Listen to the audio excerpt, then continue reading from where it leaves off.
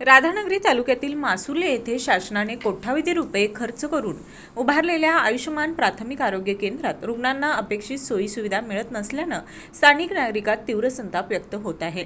दुर्गम धावणी खोऱ्यातील जनतेसाठी सुरू केलेले हे केंद्र मासुर्ली, कौनोली, गौशी, मानपेट या गावासह गगनबावडा आणि पन्हाळा तालुक्यातील काही गावांसाठी आरोग्य सेवेचं महत्त्वाचं केंद्र मानलं जातं। मात्र गेल्या वर्षभरापासून येथे कायमस्वरूपी कर्मचारी नसून इतर प्राथमिक आरोग्य केंद्रातील कर्मचाऱ्यांची तात्पुरती नेमणूक करून कामकाज सुरू ठेवलं जात आहे।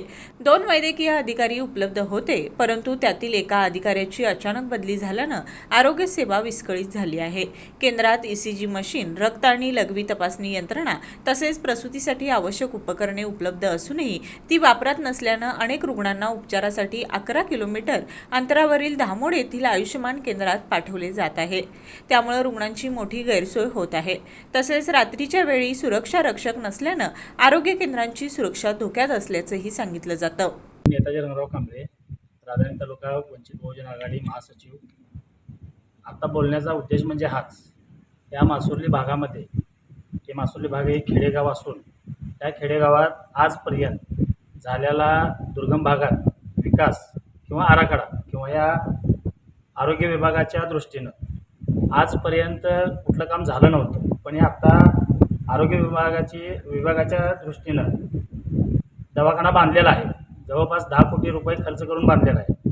पण 10 कोटी रुपये खर्च करून बांधलेला असूनसुद्धा ह्या एवढ्या मोठ्या इमारतीमध्ये एकही अधिकारी किंवा आरोग्य अधिकारी आजपर्यंत इथं कुठं आम्हाला दिसलेला नाही। सर्पदंश असेल किंवा डिलिव्हरीचा प्रसंग असेल, याच्यावर ज्या हे होत्यात उपचार जे होत्यात त्या उपचाराच्या दृष्टीनं आजपर्यंत कुठलाही इतर डॉक्टर त्या ह्याच्यातला नाही आहे, उपलब्ध नाही आहे। दुसरी गोष्ट, आजपर्यंत सर्पदंश झालेला असेल किंवा डिलिव्हरीचा अचानक किंवा तात्काळ एखादं जर पेशंट जर आलं तर त्या पेशंटवर उपचार व्हावा या दृष्टीने हे आरोग्य केंद्र उभा केलेलं असून या आरोग्य केंद्रात आज देखील जरी बघितलं तर फक्त हे धूळ खात पडलेलं आहे। आजपर्यंत ह्या आरोग्य केंद्रात आतापर्यंत कुठलीही स्टाफ किंवा एखादा वैद्यकीय आरोग्य अधिकारी आजपर्यंत भरलेला नाही आहे।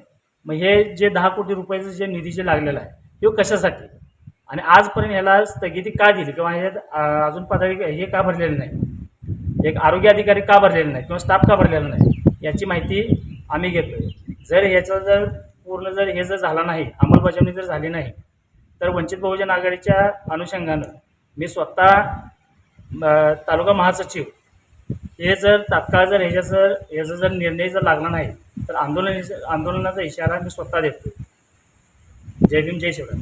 आरोग्य विभागाने तातडीने कर्मचारी पदे भरून केंद्र पूर्ण क्षमतेनं सुरू करावं, अन्यथा वंचित बहुजन आघाडीच्या वतीनं तीव्र आंदोलन छेडण्यात येईल असा इशारा राधानगरी तालुका वंचित बहुजन आघाडीचे महासचिव नेताजी कांबळे यांनी दिला।